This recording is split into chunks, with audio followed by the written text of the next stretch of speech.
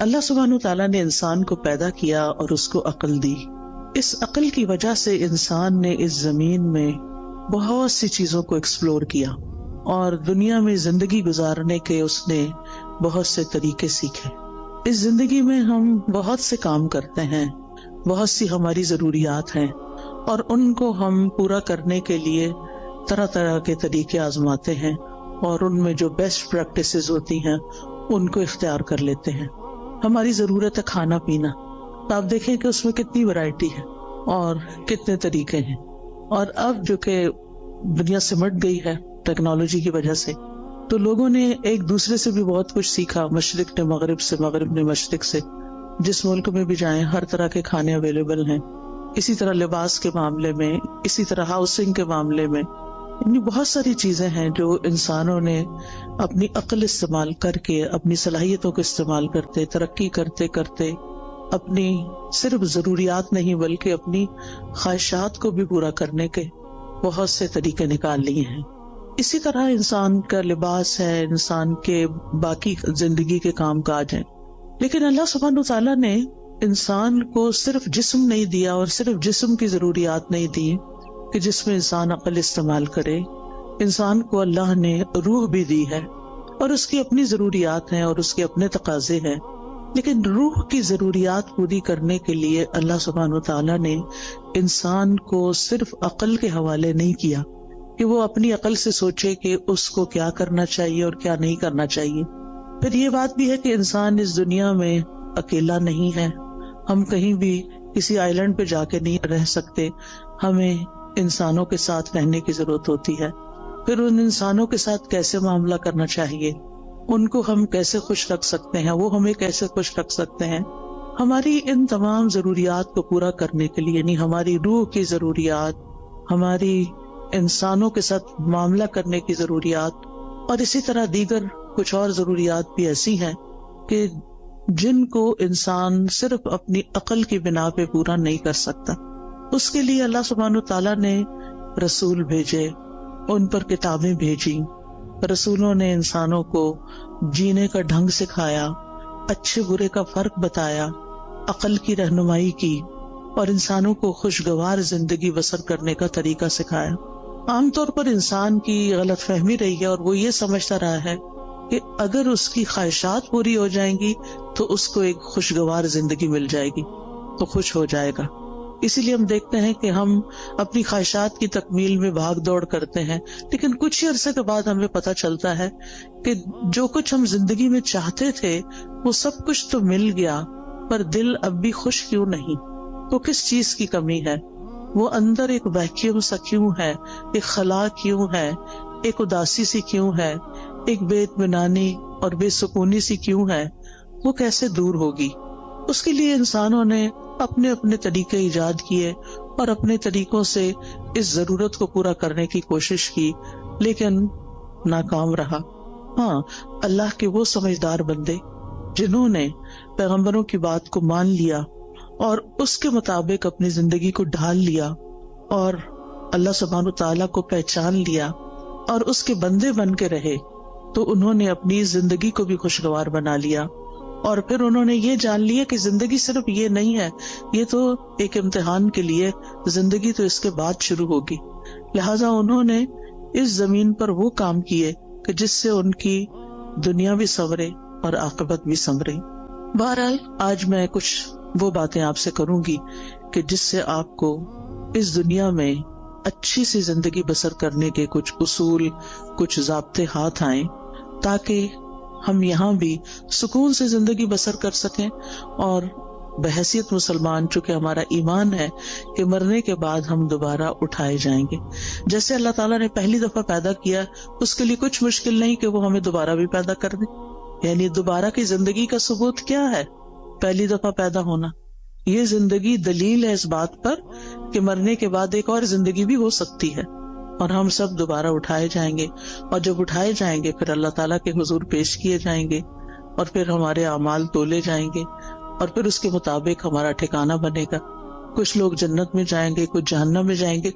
جنت میں جانے والوں کے بھی درجات ہیں اور جہنم میں جانے والوں کے بھی درکات ہیں.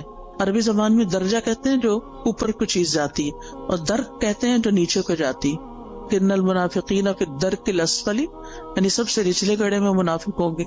تو کچھ لوگ جنت میں جو جائیں گے، جنت میں بھی ان کے درجات ہوں گے. جنت کے بارے میں ایک روایت میں آتا ہے کہ اس کے 100 درجے. کچھ لوگ پہلے درجے پہ ہوں گے، کچھ 20ویں پہ ہوں گے، کچھ 30ویں پہ، اور کچھ آخری جنت الفردوس میں ہوں گے. اور یہ درجات کس بنا پر ہوں گے؟ قرآن مجید میں آتا ہے لِكُلٍّ دَرَجَاتٌ مِّمَّا عَمِلُوا، ہر ایک کے درجات ہیں اس کے مطابق جو انہوں نے عمل کیے. یعنی جیسے عمل ہوں گے، جتنے عمل ہوں گے، اس کے مطابق درجہ ملے گا. دنیا میں بھی انسان جیسے جتنی کمائی کرتا ہے، محنت کرتا ہے، کام کرتا ہے، اتنا مال اکٹھا کر لیتا ہے. عمل کا بھی یہی حال ہے، جتنا انسان عمل کرتا ہے، کوشش کرتا ہے، اور اس کے مطابق پھر آخرت کے درجات کما لیتا ہے. اب یہ ہماری اپنی چوائس ہے کہ ہم اپنے لیے کیا چاہتے ہیں. بہرحال خوشگوار زندگی بسر کرنے کا پہلا اصول یہی ہے جو قرآن نے ہمیں دیا ہے کہ انسان عمل صالح پر، نیک کاموں پر، خیر کے کاموں پر توجہ کرے اور ان کو بجا لانے کی کوشش کرے. اس میں سورۃ النحل میں دیکھتے ہیں، آیت نمبر 97 ہے، من عمل صالحا من ذکر او انثى وهو مؤمن فلنحيينه حياة طيبة وَلَنَجْزِيَنَّهُمْ أَجْرَهُمْ بِأَحْسَنِ مَا كَانُوا يَعْمَلُونَ. جو کوئی نیک عمل کرے گا، جو بھی کوئی اچھا کام کرے گا، خواہ مرد ہو یا عورت ہو، شرط یہ کہ وہ مومن ہو. وَهُوَ مُؤْمِنٌ فَلَنُحْيِيَنَّهُ حَيَاةً طَيِّبَةً، تو ہم اس کو ضرور عمدہ زندگی بسر کروائیں گے. حیات طیبہ، یہ آخرت کی بات نہیں ہو رہی، یہ دنیا کی بات ہو رہی ہے کہ دنیا میں بھی اس کو ایک اچھی پیور لائف ملے گی، صاف ستھری زندگی ملے گی. اور اس کا تعلق انسان کے ظاہر سے بھی ہے اور انسان کے دل سے بھی ہے. اور پھر اس کے بعد وَلَنَجْزِيَنَّهُمْ أَجْرَهُمْ، ان کو ان کے اعمال کا بدلہ بھی ضرور دیں گے. بِأَحْسَنِ مَا كَانُوا يَعْمَلُونَ، اس بہترین طریقے پر جو وہ عمل کرتے تھے. یعنی جس کوالٹی کا، جس درجے کا وہ عمل کرتے ہوں گے، اسی درجے کے مطابق ان کو وہاں بدلہ بھی دیا جائے گا. اس لیے ہمارا فوکس اس بات پر ہونا چاہیے کہ ہم اپنی زندگی میں نیک اعمال کی طرف متوجہ ہوں. لیکن نیک اعمال سے پہلے ایمان ضروری ہوتا ہے، یعنی ہمیں اپنے ایمان پر کام کرنے کی ضرورت ہے. وہ مؤمن شرط ہے. اگر ایمان نہیں ہے تو آپ دیکھیں اچھے کام تو دنیا میں ہر کوئی کم کوئی زیادہ اچھے کام کرتا ہے، بلکہ بہت سے نان مسلم ایسے ہیں جو شاید مسلمانوں سے بھی زیادہ اچھے کام کر رہے ہوں، انسانیت کی بھلائی کے کام کر رہے ہوں، لیکن وہ فائدہ نہیں دیتے جب تک کہ وہ اللہ کے لیے نہ کیے جائیں اور اللہ پر ایمان لا کر نہ کیے جائیں. ایون مسلمان بھی اگر کوئی اچھا کام کرتا ہے لیکن اللہ کے لیے نہیں کرتا تو اس کا فائدہ نہیں ہوتا اس کو. اگر وہ اپنا کام دکھاوے کے لیے کر رہا ہے، دوسروں کو خوش کرنے کے لیے کر رہا ہے، تو اس کا وہ فائدہ نہ ہوگا. لہذا پہلا کام کیا کرنا ہے ہمیں کہ ہمیں اپنے ایمان پر کام کرنا ہے. ہمیں دیکھنا ہے کہ ہمارا ایمان کس کس چیز سے بڑھتا ہے اور کس کس چیز سے بڑھے گا. لہذا بہت ضروری ہے کہ ہم وہ کام کریں جس سے ہمارا ایمان بڑھے. اس میں آپ دیکھیں کہ ہم میں سے ہر شخص اپنے دل کی کیفیت کو تو سمجھتا ہے. ہم میں سے ہر ایک کو پتا ہے کہ کس کام کے بعد میری اندر کی فیلنگز اچھی ہو جاتی ہیں، میری اللہ سے محبت بڑھ جاتی ہے، مجھے لوگوں سے کوئی شکوے شکایت نہیں رہتے، مجھے صبر کرنا آ جاتا ہے، مجھے شکر کرنا آ جاتا ہے، مجھے لوگوں کے رویوں سے بے نیازی آ جاتی ہے، دنیا کے غم ہلکے ہونے لگتے ہیں. وہ کون سی چیز ہے؟ اس راز کو پائیں. جس نے اس راز کو پا لیا وہ کامیاب ہو گیا. کیونکہ بہت سے لوگ بھٹکتے رہتے ہیں اندھیروں میں، سب کچھ جاننے کے باوجود بھی ان کو یہ نہیں پتا چلتا کہ ان کے دل کا چین، سکون، اطمینان، خوشی کس چیز میں ہے. سب کچھ ہوتے ہوئے بھی وہ پریشان کیوں رہتے ہیں؟ سب کچھ ہوتے ہوئے بھی کسی چیز کی کمی کا احساس کیوں رہتا ہے؟ لہٰذا ہم میں سے ہر ایک کو مختلف چیزیں ٹرائی کرنی چاہیے تجربہ کرنا چاہیے. وہ کون سی بات ہے، وہ کون سا کلام ہے، وہ کون سی مجلس ہے، وہ کون سا انسان ہے، وہ کون سی محنت اور کوشش ہے کہ جس کے بعد مجھے ایک سیٹسفیکشن نصیب ہوتی ہے. اور جس چیز کے بعد آپ کو ملے اس چیز کو پھر دوبارہ دہرانا چاہیے. وہ قرآن مجید کا پڑھنا بھی ہو سکتا ہے، وہ اللہ کا ذکر بھی ہو سکتا ہے، وہ بندوں کی خدمت بھی ہو سکتی ہے. اگر یہ سارے کام اللہ کی خاطر ہو رہے ہوں، کسی کو دکھانے کے لیے نہ ہو رہے ہوں، وہ صدقہ خیرات بھی ہو سکتا ہے. نبی صلی اللہ علیہ وسلم نے فرمایا کہ تم آگ سے بچو خواہ کھجور کا ایک ٹکڑا، یعنی پوری کھجور بھی نہیں، بشق تمرہ. شق کہتے ہیں یعنی اگر جب اس کو 2 حصوں میں توڑا جائے تو وہ ہر 2 حصہ شق جانب، یعنی اس کا ایک پیس جو ہے کھجور کا ایک پیس اندر تو گٹلی ہوتی، اگر وہ پوری کھجور بھی نہیں دے سکتے، آدھی کھجور دے کے بھی تم اس کو پا سکتے ہو، یعنی آگ سے بچ سکتے ہو. تو ایسا ضرور کرو. کہنے کا مطلب یہ ہے کہ ہم اپنی زندگی میں صرف اپنی خواہشات کی تکمیل نہ کریں، صرف اپنی خواہشات کے پیچھے نہ دوڑتے رہیں، بلکہ ان کاموں کے پیچھے جائیں خواہ ان میں محنت لگتی ہو، خواہ ان میں تکلیف ہوتی ہو، خواہ ان میں کچھ قربانی کرنی پڑتی ہو، لیکن اس کے نتیجے میں ہمیں سکون قلب حاصل ہوتا ہو. امام ابن تیمیہ نے کہا تھا کہ انسان کے لیے ایک جنت دنیا میں ہے اور ایک آخرت میں ہے. جو دنیا کی جنت میں داخل نہیں ہوا وہ آخرت کی جنت میں داخل نہیں ہو سکتا. وہ دنیا کی جنت کیا ہے؟ وہ دنیا کی جنت دل کا سکون ہے، دل کی راحت ہے، دل کی ٹھنڈک ہے، دل کا اطمینان ہے، دل کی خوشی ہے کہ جس سے انسان ہر طرح کے حالات میں ایک پرسکون انسان رہتا ہے. اس کے لیے ہر شخص کو خود محنت کرنا ہے. اور اصول میں نے آپ کو دے دیا کہ اس کی جو ہے وہ ایمان لا کر عمل صالح ہے، نیک عمل ہے. لیکن وہ نیک عمل کیا کیا ہے، ان کا علم حاصل کرنا ضروری ہے کہ کون کون سے کام اللہ تعالیٰ کو پسند ہے. پھر اسی طرح آپ دیکھیے کہ دوسری چیز جو انسان کو خوشی دیتی ہے وہ انسانوں کے ساتھ احسان کا معاملہ ہے، چاہے زبان کے ساتھ چاہے کام کے ساتھ. یعنی جب آپ کسی کے ساتھ اچھا بول لیتے ہیں، صرف اس کے ساتھ نہیں جو آپ کے ساتھ اچھی طرح بات کرتا ہے، اس کے ساتھ بھی جو آپ سے اچھی طرح بات نہیں کرتا اور کبھی بھی نہیں کرتا. ہم میں سے ہر شخص کی زندگی میں کچھ لوگ ایسے ضرور ہوتے ہیں کہ ہم ان کے ساتھ اچھا کرتے بھی رہیں پھر بھی وہ ویسے ہی رہتے ہیں جیسے وہ ہوتے ہیں. لیکن ایسی جگہ پر جب انسان اپنی سیٹسفیکشن کے لیے اچھا کرتا ہے تو مزہ نہیں آتا، لیکن جب اللہ کے لیے کرتا ہے تو اس کا دل خوش ہو جاتا ہے کہ میں نے وہاں نیکی کی، میں نے اس کے ساتھ نیکی کی جس سے مجھے کوئی جواب نہیں ملنا. لہذا قولوا للناس حسنا، لوگوں سے جب بھی بات کریں، چاہے آپ کے ملازم ہوں، چاہے آپ کے رشتہ دار ہوں، چاہے آپ کہیں کام کرتے ہیں تو آپ کے کولیگز ہوں، چاہے آپ کہیں پڑھاتے ہیں تو آپ کے شاگرد ہوں، کوئی بھی ہو، بڑوں کے ساتھ پھر بھی انسان عزت کا اور احترام کا ایک معاملہ کرتا ہے، لیکن عموماً اپنے جیسوں کے ساتھ پھر ویسا ہی کرتا ہے جیسے اس کے ساتھ کیا جا رہا ہوتا ہے، اور اس کو ہم جسٹیفائی بھی کرتے ہیں. ہم یہ کہتے ہیں وہ بھی تو کرتا ہے نا، وہ بھی تو ایسے ہی کرتا ہے، ایسے کو تیسا ہی ہونا چاہیے. یہ اصول ہم نے خود بنا لیا، ایسے کو تیسا. یہ قرآن سے ٹکراتا ہے. ایسے کو تیسا نہیں. جو برا کرے ہمیں کیا تعلیم دی گئی ہے کہ ہم اس کے ساتھ اچھا کریں. ادفع باللتی ہی احسن، برائی کو اس طریقے سے دور کرو جو زیادہ اچھا طریقہ ہو. تو انسانوں کے ساتھ احسان بات کے ذریعے بھی، کوئی اچھی بات ان کو بتائیں، کوئی اچھا مشورہ دیں. اگر ان کو کوئی پریشانی ہے یا ان کو کسی بات میں کوئی مشکل پیش آئی ہوئی ہے تو ان کی اس مشکل کا حل تلاش کرنا. تو زبان کے ذریعے آپ کسی کو تسلی دے سکتے ہیں، کسی کا دل خوش کر سکتے ہیں، تو یہ احسان کا معاملہ ہے. اور دوسرا، عمل کے ساتھ، کام کے ساتھ، جن لوگوں کے ساتھ ہمارا دن رات کا انٹریکشن ہوتا ہے، ہمیں یہ معلوم ہوتا ہے کہ ان کی ضروریات کیا ہیں، ان کے وہ کون سے کام ہیں جو میں کر سکتی ہوں، میں کہاں ان کے کام آ سکتی ہوں. اور پھر جب آپ وہی کام کرتے ہیں تو آپ کو خاص خوشی نصیب ہوتی ہے. ایک خوشی انسان کو اپنی خواہشات کی تکمیل سے ہوتی ہے کہ جو لوگ آپ کو اچھے لگتے ہیں، آپ ان کے لیے کچھ کرتے ہیں تو آپ کو بہت اچھا فیل ہوتا ہے، تو وہ بھی ایک خوشی ہوتی. لیکن وہ دراصل آپ اپنی خواہش پوری کر رہے ہوتے ہیں.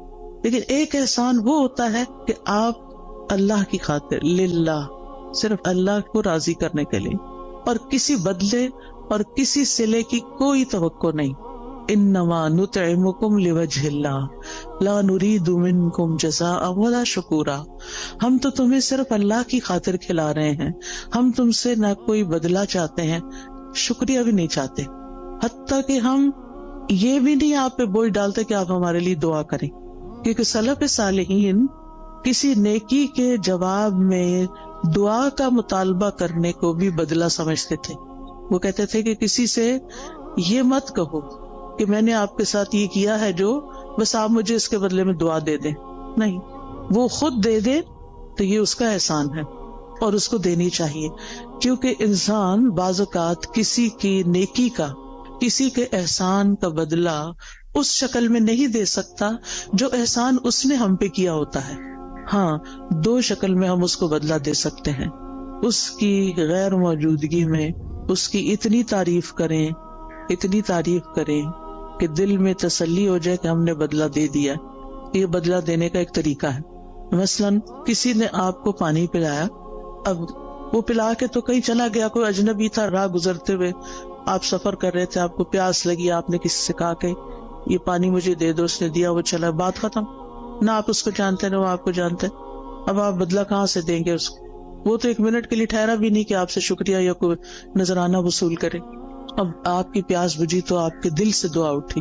یہ آپ کا اپنا فرض بنتا ہے کہ آپ اس کے لیے کچھ کریں، اور بہترین چیز آپ کیا کر سکتے ہیں کہ اس کے لیے دعا دے سکتے ہیں، اور پھر اپنی منزل پہ پہنچ کے اس کی تعریف کر سکتے ہیں کہ ایسا اور ایسا شخص مجھے راستے میں ملا کہ جس کی یہ اور یہ خوبیاں تھیں.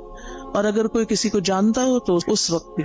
عام طور پر آپ دیکھیں کہ ہم اپنی مجلسوں میں جب بھی کسی کا ذکر کرتے ہیں عموماً نیگیٹو وے میں کرتے ہیں، اچھے انداز میں کم ہی کرتے ہیں اور کم ہی لوگوں کا کرتے ہیں. حتیٰ کہ اپنے والدین کے لیے بھی ہماری زبان سے اچھے الفاظ کم ہی نکلتے ہیں. ان سے بڑھ کے تو ہم پر کبھی کسی نے احسان نہیں کیا.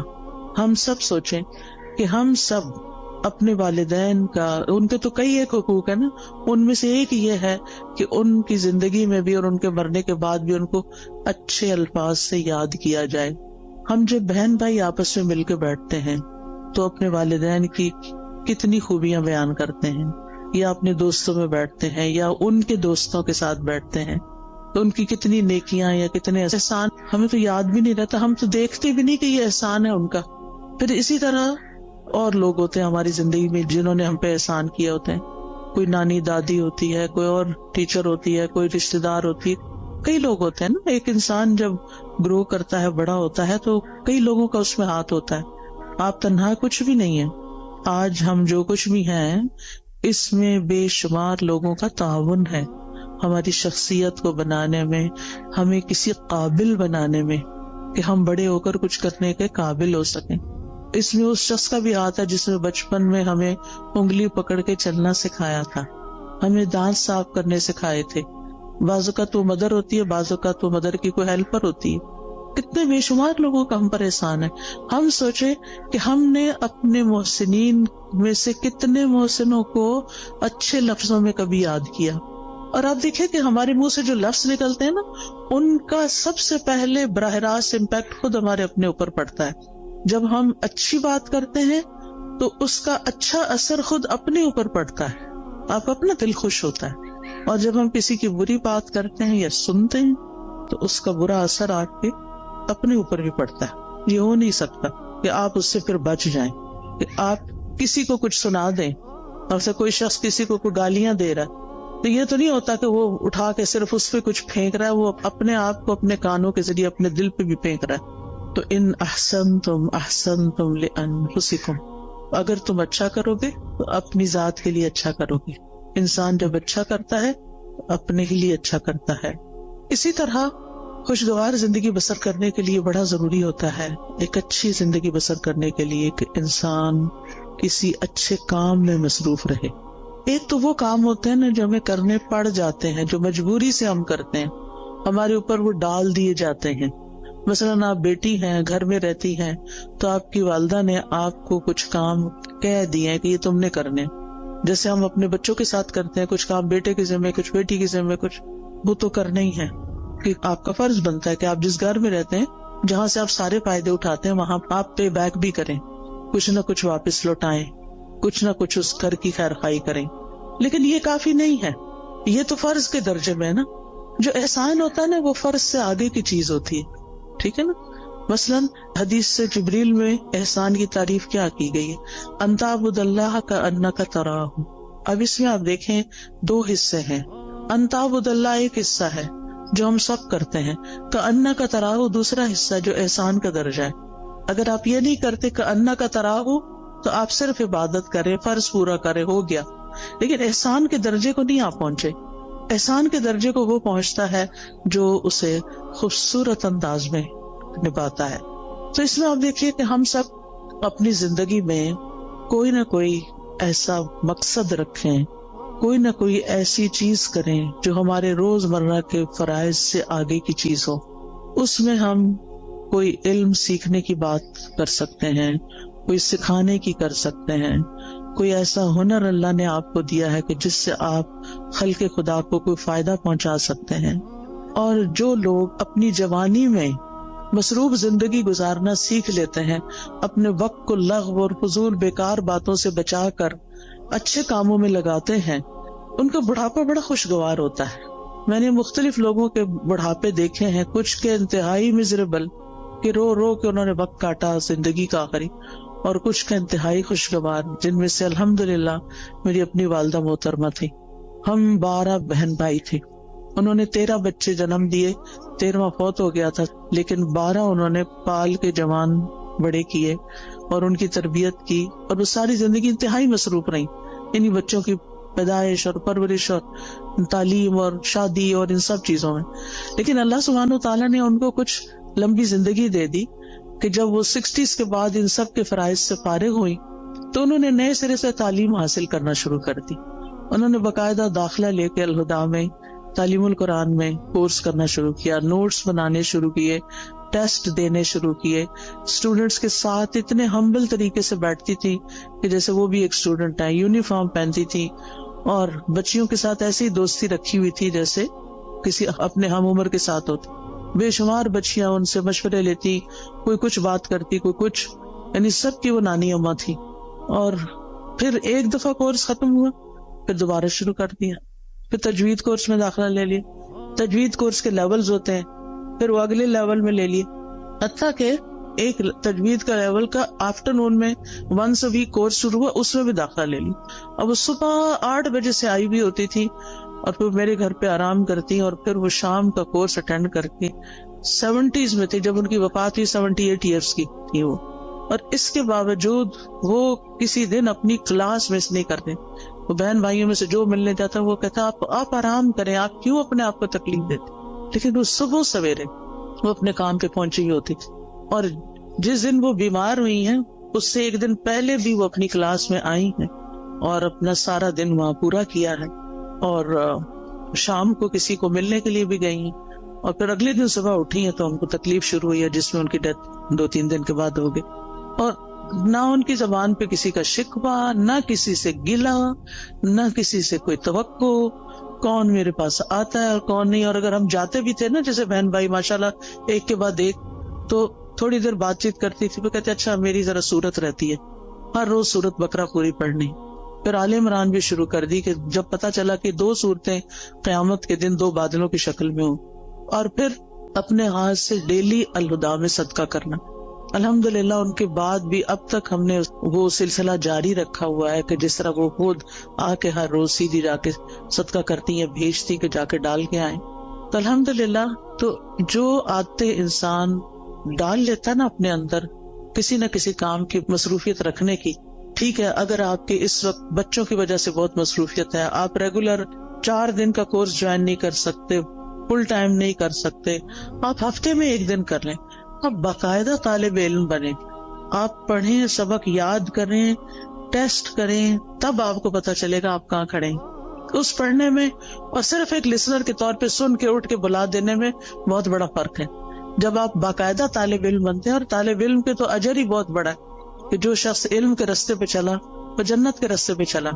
تو چاہے ہفتہ وار کلاس لیں، چاہے ڈیلی لیں، چاہے صبح کی لیں، چاہے شام کی لیں، چاہے رات کی لیں، چاہے آن لائن لیں، یعنی کوئی طریقہ اپنے لیے ضرور سوچیں. یا پھر اگر آپ نے سب کچھ کر لیا اور آپ ون سے بھی وہ کرتے ہیں اور پھر بھی ٹائم ہے تو خدمت خلق، سوشل ورک کا کوئی نہ کوئی کام ضرور کریں.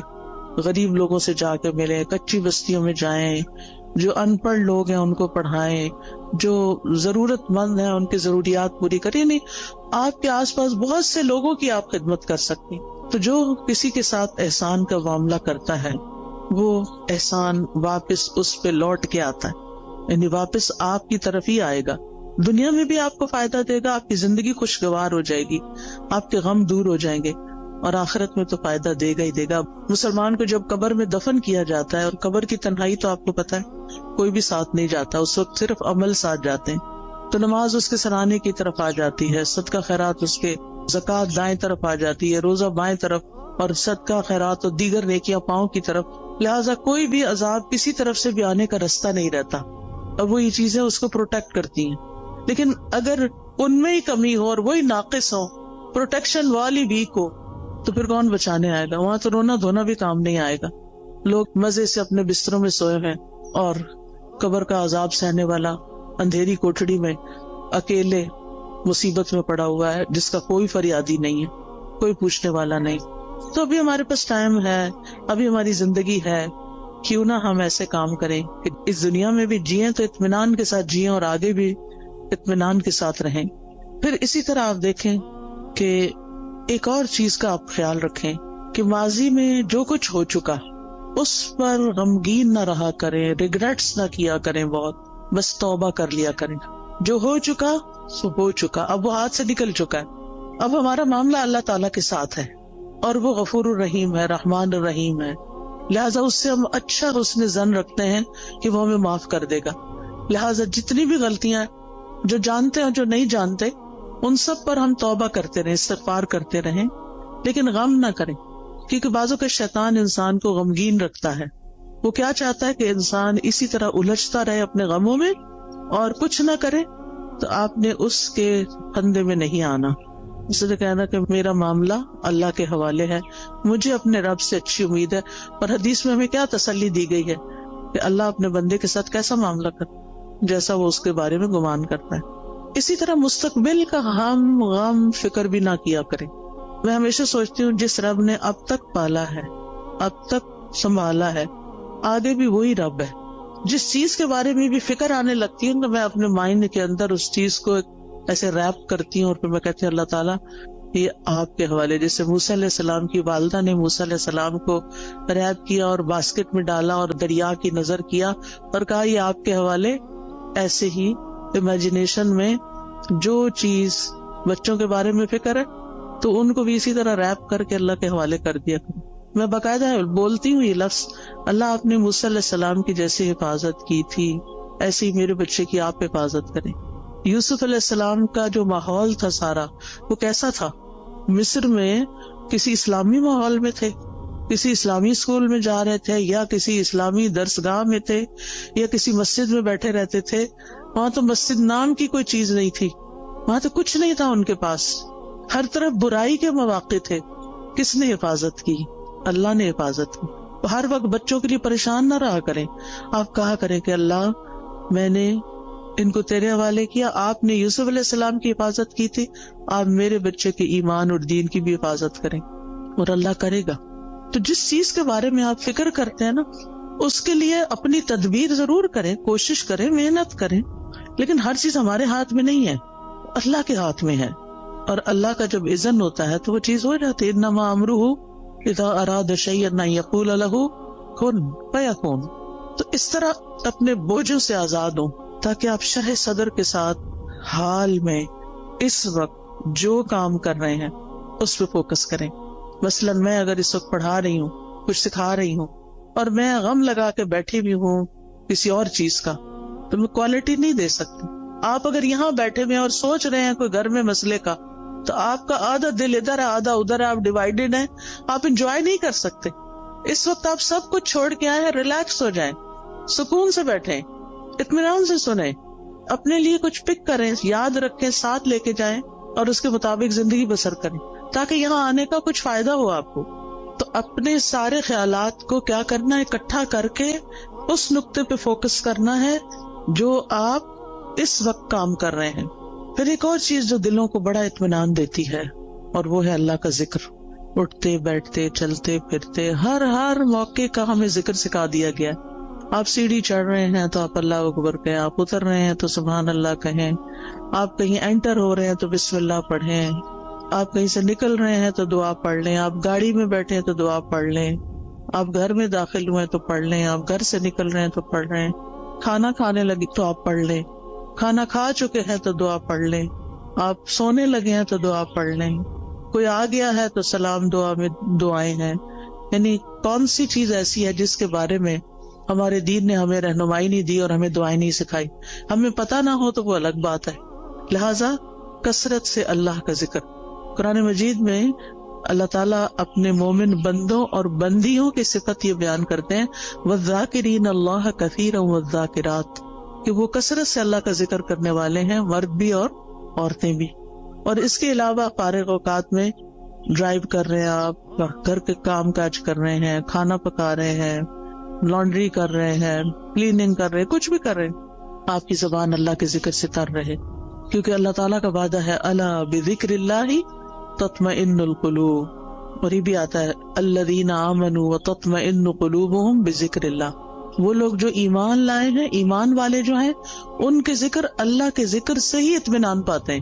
اگر ذکر کچھ لوگ کہتے ہیں ذکر بھی کرتے پر چین نہیں آ رہا، پھر اپنے ایمان پہ کام کریں، کیونکہ اللہ تعالیٰ نے ایمان والوں کی تو یہی صفت بیان کی کہ ان کو اللہ کے ذکر سے چین آ جاتا ہے، ان پہ یہ دوائی کام کر جاتی ہے. اور اگر آپ پر یہ دوائی کام نہیں کر رہی تو پھر دوائی کا قصور نہیں ہے، کچھ مشکل آپ کے اندر ہے. کیونکہ ذکر تیر بہدف نسخہ ہے. تیر بہدف کا مطلب ہوتا ہے نشانے پہ جا کے لگتا ہے، جس قسم کی آپ کو تکلیف ہو اس کا علاج ہے. پھر اسی طرح اپنی روزمرہ کی گفتگو میں اللہ کی نعمتوں کا ذکر شروع کر دیں، اللہ کی نعمتوں کو دیکھنا شروع کریں، چھوٹی چھوٹی باتوں پر شکر ادا کریں. مثلاً آپ واش روم میں جاتے ہیں، ٹیپ کھولتے ہیں، گرم پانی آتا ہے، صرف ہاتھ دھو کے وضو کر کے نہا کے باہر نہ نکلیں، بلکہ کیا کریں، دل ہی دل میں، ادھر اللہ کا ذکر تو نہیں ہم نے کرنا ہوتا واش روم میں کھڑے ہو کر، دل ہی دل میں کریں شکر ہے، شکر، لفظ شکر منہ سے نکالتے جائیں. شکر کا لفظ بولنا تو واش روم میں منع نہیں، شکر ہے، شکر ہے، شکر ہے. اسی طرح کوئی بھی اور چیز جو آپ کے گھر میں اللہ نے آپ کو سہولت دی ہوئی ہے، مثلاً سردی ہے اور اللہ نے آپ کو ہیٹر جیسی نعمت دی ہوئی ہے، آن کرتے ہوئے آف کرتے ہوئے اللہ تیرا شکر ہے تو نے یہ نعمت دے رکھی ہے. کتنے ہی لوگ ایسے ہیں جن کے پاس یہ نعمت نہیں ہے، کتنے ہی لوگ ہیں جن کے پاس پورا لباس بھی نہیں ہے، ان کے پاس آپ جیسی رضائی بھی نہیں ہے، ان کے پاس جوتے بھی نہیں ہیں، جرابیں بھی نہیں ہیں، پورا کھانا بھی نہیں ہے. ہمیں تو سردی لگتی ہے، کہتے ہیں چائے کا کپ پی لو سردی ختم ہو جائے گی، یہ فلاں حلوہ کھا لو، فلاں کتنی سوغاتیں ہم نے بنائی ہوئی ہیں سردیوں کی اپنی سردی کو دور کرنے کے لیے. کیسی کیسی نعمتیں اللہ نے دی ہیں. یعنی صرف کھانے کی حد تک تھوڑی رہتے ہیں ہم سب کہیں نہ کہیں سے کچھ نہ کچھ بچا کے کر کے ہم اپنے لیے کچھ نہ کچھ ایکسٹرا بنا لیتے ہیں. کتنے لوگ ہیں جن کے پاس یہ سب کچھ، پھر بھی ہم روتے ہیں کیونکہ ہم شکر ادا نہیں کرتے. آپ چل سکتے ہیں، آپ بول سکتے ہیں، آپ کو کوئی اچھی سی خوشبو آتی ہے، شکر، اللہ تیرا شکر. اللہ کی نعمتوں پر شکر ادا کرنا سیکھیں. اور لوگوں سے بھی بات کریں تو نعمتوں کا ذکر کریں، مسائل کا نہ ہر وقت کریں. مشکل پتہ کیا ہے، ہم صرف مسائل کو ڈسکس کرتے ہیں، یہ مسئلہ پیش آ گیا، وہ مسئلہ پیش آ گیا، یہ مسئلہ حل نہیں ہوا، وہ مسئلہ حل نہیں. شوہر گھر آئے گا تو مسائل کی پٹاری کھل جائے گی، بچوں سے ملاقات ہوگی تو مسائل ہیں، کیوں ہر وقت مسائل کی باتیں کریں؟ مسائل جس وقت یاد آئے نا، دیر اینڈ دین دل ہی دل میں اللہ کو پکار لیا کریں، اللہ تعالیٰ یہ مسئلہ تو ہے، بس آپ حل کر دیں، سارے خزانے تیرے ہاتھ میں، آپ نہیں کرنا ہے. اور واقعی ہم نے خود تو کرنا نہیں ہوتا، کوشش ضرور کریں، لیکن بندوں کے پاس حال کوئی نہیں ہے. بندے آپ کی طرح یا آپ سے بھی زیادہ کمزور ہوتے ہیں. جن بندوں پہ ہم ریلائے کر رہے ہوتے ہیں وہ بعض اوقات ہم سے بھی کمزور ہوتے ہیں. اسی لیے اللہ تعالیٰ نے قرآن مجید میں ایک مثال دی ہے. اللہ کے سوا جنہوں نے اور سہارے بنا رکھے ہیں، اولیاء بنا رکھے ہیں، مددگار سمجھ رکھے ہیں، ان کی مثال مکڑی کی طرح ہے جو ایک گھر بناتی ہے، اور گھروں میں سب سے کمزور گھر مکڑی کا ہوتا ہے۔ اگر مثال کے طور پر کہیں مکڑی کا جالا لگا ہوا ہے اور آپ ذرا سلپ ہونے لگے، پکڑے ذرا جالے کو، سہارا دے گا آپ کو؟ نہیں، کمزور ہے وہ جالا۔ کمزوروں کا سہارا چھوڑ کر سب سے طاقتور کا سہارا پکڑیں، اللہ پر توکل کریں، اللہ کا سہارا لیں، اللہ سے مدد مانگیں، اس پر یقین رکھیں۔ ہر چیز اس کے ہاتھ میں ہے، بیدہ الملک، ساری بادشاہت، ساری ملکیت اسی کی ہے، وہو علی کل شیء قدیر، اور وہ ہر چیز پر پوری قدرت رکھتا ہے۔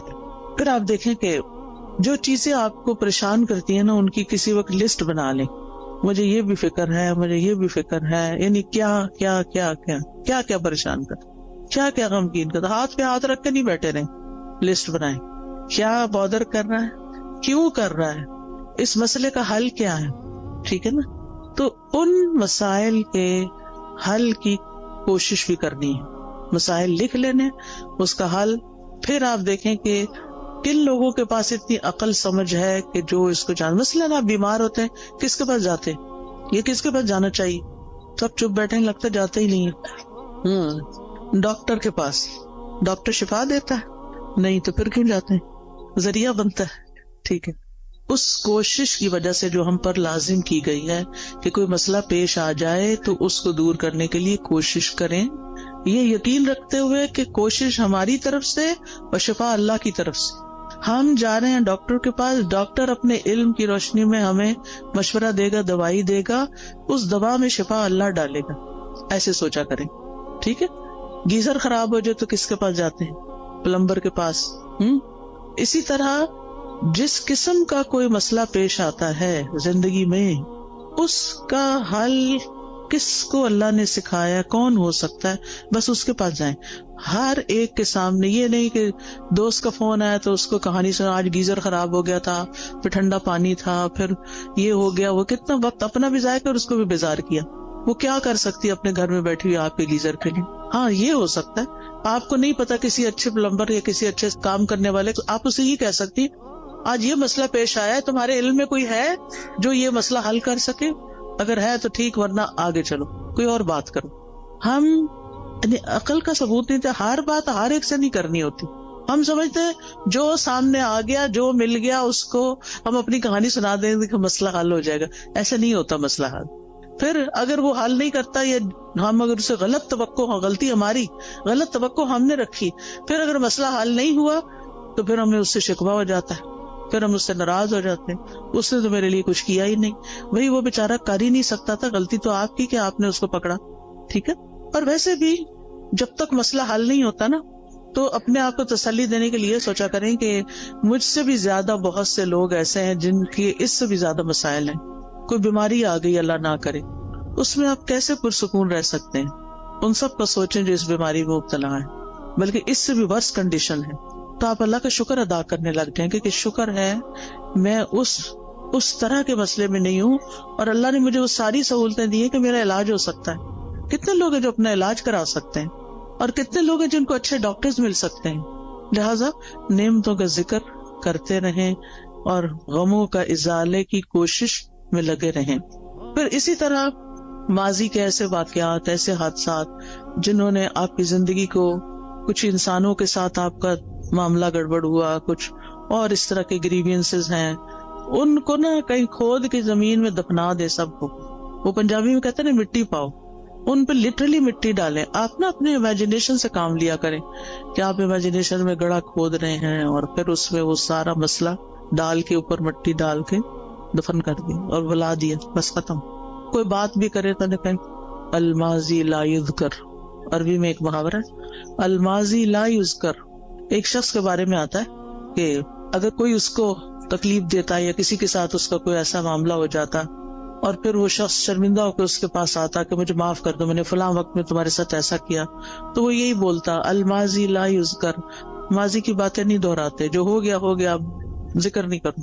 کہتے ہیں وہ فوت ہو گیا اور کسی کو خواب میں آیا کہ اللہ نے تمہارے ساتھ کیا معاملہ کیا، تو کہتا ہے کہ الماضی لا یذکر، میرے بھی پچھلے سارے گناہ معاف کر دیے۔ تو انسان ہے نا، انسانوں سے ہمیں تکلیف پہنچ جاتی ہے، لیکن ہم نے رہنا بھی ان کے ساتھ ہوتا، تو پچھلی باتوں کا نہ کھوتے کو ریتے رہا کریں اور دعا کیا کریں اللہ میرے ذہن سے نکال دے یہ باتیں. بعض اوقات یہ ہوتا ہے کہ شادی کے موقع پر کوئی مصائب ہو جاتا ہے، شوہر کی طرف سے ایسی تکلیف پہنچتی ہے یا کسی اور کی طرف سے یا کبھی بچوں کی طرف سے بھی، اور وہ ہرٹ کرتی ہے باقاعدہ. ان سب کو نکال دے زندگی سے ایز اٹ ہوئی نہیں. پھر ایک بڑی خوبصورت دعا ہے نبی صلی اللہ علیہ وسلم کی جو زندگی کو خوبصورت بنانے کے لیے فائدہ مند ہے. اللہم اصلح لی دینی الذی هو عصمت امری واصلح لی دنیای التي فیہا معاشی واصلح لی آخرتی التي فیہا معادی واجعل الحیاۃ زیادۃ لی فی کل خیر واجعل الموت راحۃ لی من کل شر. یہ دعا زبانی یاد کر لیں اور اس کو دن میں کم از کم ایک دفعہ تو ضرور پڑھا کریں. ساری چیزیں ٹھیک ہو جائیں گی. اس میں دین، دنیا، آخرت، ہر چیز کو ٹھیک کرنے کی بات ہے. پھر اسی طرح بعض اوقات انسان اپنے اوپر قابو نہیں پا سکتا، اپنے ہاتھوں مجبور ہوتا ہے، چاہے غصے کا وقت ہو، چاہے غم کا وقت ہو، چاہے خوشی کا وقت ہو. بعض اوقات ہم خوشی میں بھی آپے سے باہر ہو رہے ہوتے ہیں. تو ایسی صورت میں اللہ تعالیٰ سے دعا کیا کریں اللہم رحمتک ارجو فلا تکلنی الی نفسی طرفۃ عین وَأَصْلِحْ لِي شَأْنِي كُلَّهُ لَا إِلَٰهَ إِلَّا أَنْتَ. اے اللہ میں تیری رحمت کی امید رکھتی ہوں، تو مجھے میرے نفس کے حوالے ایک آگ جھپکنے کی دیر بھی نہ کرنا، ایک لمحے کے لیے بھی مجھے میرے نفس کے حوالے نہ کرنا، کیونکہ ان النفس لامارۃ بالسوء، یا تو نفس کسی برائی کی طرف لے جائے گا یا نفس کوئی بری بات یاد کر لے گا پچھلی اور اس سے پریشانی کھڑی ہو جائے گی. تو لا الہ الا انت، اللہ الہ تو ہی میرا ہے. تو انشاءاللہ یہ دعائیں دل کو مضبوط کرتی ہیں، اور پھر جب دل مضبوط ہو جاتا ہے تو اللہ پہ توکل بڑھ جاتا ہے، اور جو اللہ پہ توکل کرتا ہے اللہ اس سے کافی ہو جاتا ہے. وَمَن يَتَوَكَّلْ عَلَى اللَّهِ فَهُوَ حَسْبُهُ. جو اللہ پہ توکل کرتا ہے اللہ اس کا کام بنا دیتا ہے. پھر اسی طرح یہ ہے کہ اپنی زندگی میں اچھے لوگوں کے حالات زندگی پڑھا کریں، صحابہ کے بارے میں، صحابیات کے بارے میں، نبی صلی اللہ علیہ وسلم کی سیرت، قصص القرآن، کیسے ان لوگوں نے صبر کیا، کیسے زندگیاں گزاری، نیک لوگوں کے حالات، علماء کے حالات، محدثین کے، مفسرین کے، فقہاء کے، جنہوں نے کچھ کام کیے ہیں زندگی میں. آپ کو اس سے بہت خوشی ملے گی. ایسی کتابیں ہیں. جب میں یہاں پڑھتی تھی تو بہت لائبریریاں تھیں. دیال سنگھ لائبریری تھی، آئی ڈونٹ نو ابھی ہے یا نہیں. پھر اسی طرح یہ کلب روڈ پہ لائبریری تھی، میں اس میں بھی جایا کرتی تھی، مال پہ جو کلب روڈ پہ لائبریری. پھر اسی طرح یونیورسٹیز کی لائبریری، کالجز کی لائبریریز اور جگہوں پہ لائبریری. تو آپ ایسی کتابیں لا کے بھی پڑھ کے واپس کر سکتے ہیں، ورنہ ہی کہ اب تو نیٹ پہ ہر چیز اویلیبل ہے. ایسے لیکچرز اردو اور انگلش میں موجود ہیں جو حیات صحابہ اور صحابیات اور علماء امت کے بارے میں، مسلم ہیروز کے بارے میں موجود ہیں، ان کو سنیں. اس سے یہ ہے کہ آپ کی زندگی صراط مستقیم پہ آئے گی، کیونکہ ہم ہر روز کہتے ہیں اهدنا الصراط المستقیم صراط الذین انعمت علیہم غیر المغضوب علیہم ولا الضالین. تو انشاءاللہ ان لوگوں کی زندگی میں آپ کو بڑی بڑی رہنمائیاں ملیں گی. پھر اسی طرح یہ ہے کہ زندگی میں اعتدال بڑا ضروری ہے. خوشی میں اعتدال، غم میں اعتدال، محبت میں اعتدال، نفرت میں اعتدال، ہر چیز میں توازن اور اعتدال.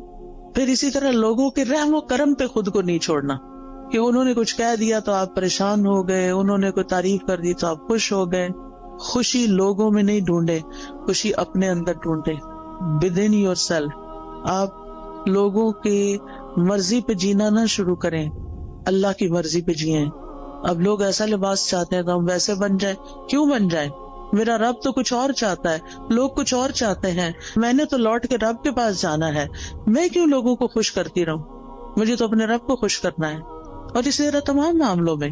پھر آپ دیکھیے کہ جب آپ کوئی بھی ایسی چیز کریں گے یعنی جو رب کی مرضی کے مطابق ہوگی، رب کی مدد سے ہوگی، رب کی خاطر ہوگی، تو اس چیز میں برکت بہت ہو جائے گی. للہ و باللہ و علی اللہ، اللہ کے لیے، اللہ کی مدد سے اور اللہ پہ بھروسہ کرتے ہوئے. اور پھر یہ کہ اپنے اوپر ناجائز بوجھ نہ ڈالا کریں.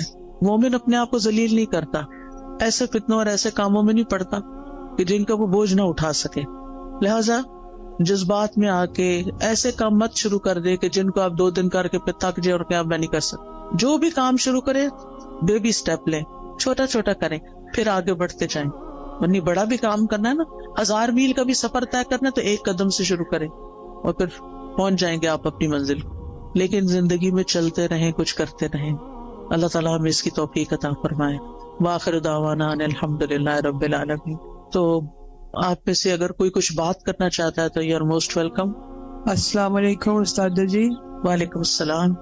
میں پوچھنا چاہتی ہوں کہ آپ جو دعائیں ہمیں بتاتی ہیں, سکھاتی ہیں, تو یہ ہمیں کہاں سے ملے گی, ہم یاد کرنا چاہتے ہیں. جی 2 چیزیں ہیں. اچھا سوال کیا آپ نے, سب کا بھلا ہو جائے گا. مجھے نہیں معلوم یہاں کوئی اسٹال لگا ہوا یا نہیں, لیکن قرآنی اور مسنون دعائیں جو ہیں اور ایاک نستعین, اس کے اندر یہ دعائیں ہیں. اسی طرح اگر آپ کے پاس آئی فون یا اینڈرائیڈ ہے تو اس میں ایپ ہے دعائیں کے نام سے. آپ اگر الہدا انٹرنیشنل ٹائپ کریں نا سرچ میں جا کے, جہاں سے ایپس نکلتی ہیں, تو وہاں الہدا انٹرنیشنل ٹائپ کریں تو وہاں جتنی بھی ایپس ہم نے بنائی ہیں وہ ساری آ جائیں گی. اس میں قرآنی اور مسنون دعاؤں کی ایپ الگ بھی آ جائے گی, سونے جاگنے کی بھی آ جائے گی, اور ایک دعائیں کے نام سے ساری دعاؤں کو اکٹھا کر دیا گیا, وہ بھی آ جائے گی. وہ آپ ڈاؤن لوڈ کر لیں اپنے فون پر, اور جب آپ کا دل چاہے اس کو مارک کر لیں, بک مارک لگا لیں اور اپنی دعائیں پڑھتے رہیں. ٹھیک, اس میں فیوریٹ کا نشان بھی لگا سکتے ہیں. دعائیں تو بے شمار ہیں, جو مجھے ملی سب ڈلواتی گئی. یعنی اس میں یہ کوشش کی کہ کوئی چیز رہے نہیں, جو علم میں آئے وہ رہے نہیں, وہ جمع ہو جائے بس, تاکہ سب کچھ اللہ سے مانگ لیں. خود تو آتا نہیں نا, تو جو رسول اللہ صلی اللہ علیہ وسلم نے مانگی یا نیک لوگوں نے مانگی, ہم بھی وہ مانگ لیں اپنے لیے. تو اس ایپ کو میں بہت انجوائے کرتی ہوں. بس ایسے اوپر کرتے جاؤ اور پڑھتے جاؤ اور دعائیں مانگتے جاؤ. عمرے کی صحیح ختم ہو جاتی ہے, وہ دعائیں ختم نہیں ہوتی, اتنی دعائیں ہیں اس میں الحمدللہ. تو وہ آپ ایپ ڈاؤن لوڈ کر لیجیے. ٹھیک ہے, اور کوئی؟ السلام علیکم. وعلیکم السلام. میرا ایک سوال ہے کہ ابھی آپ نے اچھے طریقے سے بتایا کہ ہماری پرابلمز ہیں, ہماری مشکلات ہیں, اور ان کو ہم نے ڈیل کیسے کرنا ہے. تو آپ گائیڈ کریں پلیز کہ اس وقت جو ہمارے یوتھ ہیں اور اسلام کی جو اس وقت شکل ہے دنیا میں, اس کو ہم کس طرح بہتر طور پہ کر سکتے ہیں, کیونکہ ہم سب مائیں ہیں, ہماری کوشش ہوتی ہے کہ ہم اپنے بچوں کو دین سے محبت اور دین کا جو ابھی آپ نے عقیدہ بتایا وہ ان میں آنا چاہیے. تو تھوڑا سا گائیڈ کریں پلیز, ہم کس طرح اپنے بچوں کو اس فتنوں آپ دیکھیں کہ بچوں کی تربیت کے لیے بہت ساری چیزیں ہیں, بہت سے میرے لیکچرز بھی اس پہ ہیں, لیکن ایک چیز یاد رکھیے, جو ان سے کروانا ہے وہ خود نمونہ پیش کریں. اگر ہم خود کر کے وہ دکھائیں گے ان کو, تو وہ بھی یقین کے ساتھ اس کو کریں گے, اور انشاءاللہ ہمارے کہنے میں بھی وزن ہوگا اور برکت ہوگی, اور انشاءاللہ وہ آگے بڑھ کے کریں گے. ہم میں سے ہر شخص اپنا اور اپنے سے آس پاس کے 10 لوگوں کا ذمہ لے لے کہ ان کی زندگیوں کو قرآن و سنت کے مطابق کرنا ہے, تو آپ دیکھیں کہ بہت جلدی امیج ٹھیک ہو سکتا ہے انشاءاللہ. اس میں کوئی ایسی چیز ہمارے پاس چھو منتر بالکل نہیں ہے کہ جس سے کچھ ہوگا. لانگ ٹرم کام کرنا پڑے گا. جیسے اگر آپ نے مثلا اپنا وزن کم کرنا ہو, کوئی دنیا میں ایسا نسخہ نہیں کہ آپ کوئی چیز کھا لیں اور آپ پتلے ہو جائیں. لمبے عرصے میں کام کر کے اپنا امیج ٹھیک کرنا پڑتا ہے. جی آپ کچھ کہنا چاہیں؟ میں قرآن کی خود بھی تعلیم حاصل کرنی چاہیے. آپ کے آس پاس جو ہے اتنا اچھا سینٹر بنا ہوا ہے, تو اپنی زندگی کا کچھ وقت نکالیں اور یہاں سے آ کے سیکھیں, تاکہ آپ کو اندازہ ہو کہ قرآن آپ کو اپنے بچوں کی تربیت کے کون سے اصول سکھاتا ہے, تاکہ آپ وہ امپلیمنٹ کریں. تو اس کے لیے پہلے علم کا ہونا ضروری ہے. تو یہ پاس ہی آپ کا سینٹر ہے, اس میں ضرور بالکل کوئی آ کے پراپر اس کا انٹروڈکشن کروا دے, کہاں پر ہے. جی السلام علیکم ورحمۃ اللہ وبرکاتہ. جی یہ ہمارا جو سینٹر بنا ہوا ہے, اس میں آفٹرنون بچوں کی کلاسز ہو رہی ہیں, پورے 5 دن ہو رہی ہیں. تو ہم نے فری پک اینڈ ڈراپ بھی دیا ہوا ہے, تو اس میں آپ بچوں کو لائیں. بچے الحمدللہ سیکھ رہے ہیں, تو آپ بچوں کو ادھر کروائیں. تو اس لیے یہ سب نے جو 408 ای بلاک, تو آپ بچوں کو بھیجیں تو بچے انشاءاللہ سیکھیں گے. آپ لوگ خود بھی آئیں, عورتوں کے لیے بھی کورسز ہیں, بچیوں کے لیے بھی ہیں, اور شام کو جو ہے وہ بچوں کی کلاسز ہو رہی ہیں. تو یہ سوسائٹی سے بہت لوگ آ رہے ہیں, یہ کماہا سے آ رہے ہیں, جٹول سے آ رہے ہیں. تو آپ بچوں کو ادھر لائیں تو بچے انشاءاللہ سیکھیں گے. السلام علیکم. کسی کو اور تو نہیں کچھ کہنا؟ السلام علیکم. جی وعلیکم السلام. میں آپ سے بات کرنا چاہتی ہوں کہ آپ سسٹم کی بات کریں. اللہ تعالیٰ قرآن پاک میں حاکم سے مخاطب ہے, تو سسٹم کی بات نہیں آپ کرتی ہیں, آپ قرآن کی ساری باتیں. جی آپ صحیح کہتی ہیں. اللہ تعالیٰ نے قرآن مجید میں یا ایھا الذین آمنوا کہا ہے. بہت دفعہ ایمان والوں کو ہی خطاب کیا ہے, جس میں صرف حاکم نہیں ہوتے, سبھی ہوتے ہیں. اور جو کوئی بھی سسٹم بنتا ہے نا وہ انسان بناتے ہیں. اگر یعنی سسٹم کسی بلڈنگ کا نام نہیں ہے, سسٹم کسی دیوار کا نام نہیں, کسی مشین کا نام نہیں. سسٹم بنا بھی لیے جائیں تو ان کو امپلیمنٹ انسان کریں گے. کیا ہمارا ملک اسلام کے نام پر نہیں لیا گیا؟ کیا ہمارے ملک کا آئین اسلامی نہیں ہے؟ کیا ہمارے ملک میں بہت سے قوانین اسلامی نہیں ہیں؟ لیکن جتنے ہیں, میں نہیں کہتی سارے, لیکن جتنے ہیں وہ بھی کیوں نہیں امپلیمنٹ ہو رہے؟ کیونکہ ایسے افراد نہیں ہیں. ہم سب کو افراد کی تیاری کی کوشش کرنی چاہیے, خود بھی صحیح ہوں اور افراد کو بھی تیار کریں تاکہ وہ سسٹم کو چلائیں. ٹھیک ہے, اور کوئی؟ السلام علیکم. وعلیکم السلام. میں اور میرے بچے آپ کا بہت فین ہے. آج مجھے بڑی خوشی ہو رہی ہے, میں نے آپ کو دیکھا ہے بائی فیس. جی, بات یہ ہے کہ ہم لوگ جب نماز پڑھتے ہیں تو مجھے یہ اکثر کنفیوژن ہوتی ہے کہ میں کئی دفعہ باقاعدہ بیٹھ کے میں دعا نہیں کر سکتی. اکثر ایسا ہوتا ہے. تو یہ ہاتھ باندھ کے دعا کرنا یہ بھی ایک بہت ثواب کا کام ہے. مجھے اکثر ایسے کام ہوتے ہیں کہ مجھے چلنا پھرنا پڑ جاتا ہے. تو اس میں کوئی مجھے فرق تو نہیں پڑتا کیونکہ اللہ تعالیٰ کہتا ہے چلتے لیٹتے اٹھتے بیٹھتے آپ دعا کر سکتے. جی کر سکتے ہیں. تو نماز کے بعد کی اسپیشلی جو دعائیں, نماز کے بعد جو شخص مصلی پہ بیٹھ کے دعا کرتا ہے اس کا فائدہ بہت ہے. اللہ تعالیٰ فرشتہ مقرر کر دیتے ہیں جو اس بندے کے لیے جو مصلی پہ بیٹھ کے دعائیں کر رہا ہو یا ذکر کر رہا ہو اس کو دعائیں دیتے ہیں. اللہم اغفر لہ, اللہم ارحمہ, اللہ اس کی بخشش فرما, اس پہ رحم فرما. لہٰذا اگر آپ نیچے نہیں بیٹھ سکتے آپ کرسی پہ وہیں بیٹھ جائیں, ٹھیک ہے, لیکن بیٹھ کے کریں. الا یہ کہ آپ کا کوئی ایسا کام ہے, آپ کو جلدی اٹھنا ہے, بچوں کا ناشتہ بنانا ہے, کوئی اور کام کرنا ہے, تو پھر دعائیں نہ چھوڑیں, ساتھ ساتھ بھی کر لیں. افضل یہ ہے کہ بیٹھ کے کریں. السلام علیکم استاذہ. وعلیکم السلام. استاذہ میں آپ کی جو جدہ سینٹر ہے اس میں ابلا ستارہ اور ابلا ہمنا کی طالبہ ہوں. ٹھیک ہے, مجھے بہت خوشی ہوئی آپ کو یہاں پر بھی دیکھ کے. جدہ میں میری آپ سے ملاقات ہو چکی ہے. ٹھیک ہے. جی, ابھی صدقہ جاریہ کی آپ بات کر رہی تھی تو آپ کے لیے بھی خوشخبری ہے اور میرے لیے بھی الحمدللہ. میری بچیاں مسجد نبوی کی طالبہ ہیں اور آن لائن پڑھتی ہیں وہاں سے. تو آپ ابھی یہ اسمال اسٹیپس کی بات کر رہی تھی تو میں I used to keep on playing the audio of Asma Huda in my home. الحمدللہ بچہ بھی حفظ کر چکا ہے اور بچیاں بھی کر رہی ہیں. تو جب یہ ان کو سنا رہی تھی وہاں کی ابلا کو مسجد نبوی کی, اینڈ شی آسکڈ کہ آپ نے اسما ہدا کا سنا ہوا ہے, تو مجھے اتنی خوشی ہوئی. آپ بھی ماں ہیں الحمدللہ, آپ کو بھی ان کی بشارت دنیا میں بھی اللہ تعالیٰ اچھی کام ان سے بھی لے. اور میری بچی کی بھی آواز سن کے انہوں نے کیا کہ یہ وہاں سے پڑھ کے آئی ہیں کبھی. الحمدللہ. جی, بس یہ چھوٹے چھوٹے سے اسٹیپس اگر ہم آئے لیں گی تو بالکل کچھ نہ نہیں. ہم جی بعض اوقات یہ سوچتے ہیں ہمارے پاس ریسورسز نہیں. الحمدللہ ہم ایسے دور میں پیدا ہوئے ہیں کہ ہمارے پاس آن لائن بہت سے ریسورسز موجود ہیں. کوئی بھی نہیں تو بھی ہم تنہا نہیں, بہت کچھ ہے ہم جس سے فائدہ اٹھا سکتے ہیں. السلام علیکم. وعلیکم السلام.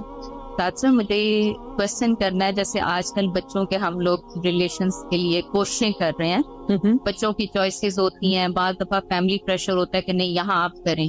تو اس میں ہم لوگ کو کیا کرنا چاہیے؟ بعض دفعہ ہوتا ہے ان کی چوائس میں ہم نکاح وغیرہ بھی کر دیتے ہیں, ہوتا ہے کہ چلو جائز طریقے سے آپ ایک دوسرے سے ریلیشن قائم رکھیں.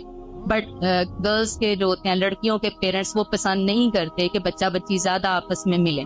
اور اس میں پھر وہی ہوتا ہے کہ پرابلمز ہو گئی, کچھ بھی ہو گیا, اور بچہ کی تھوڑے عرصے بعد پتا چلتا ہے چوائس بدل گئی نکاح کے باوجود کہ جی مجھے یہاں نہیں کرنا, مجھے یہاں کرنا ہے. اس طرح کے ماحول کے کیسے بچوں کو ٹیکل کریں؟ اصل بات یہ ہے نا کہ دین سے دوری کی وجہ سے بہت سارے مسائل ہیں.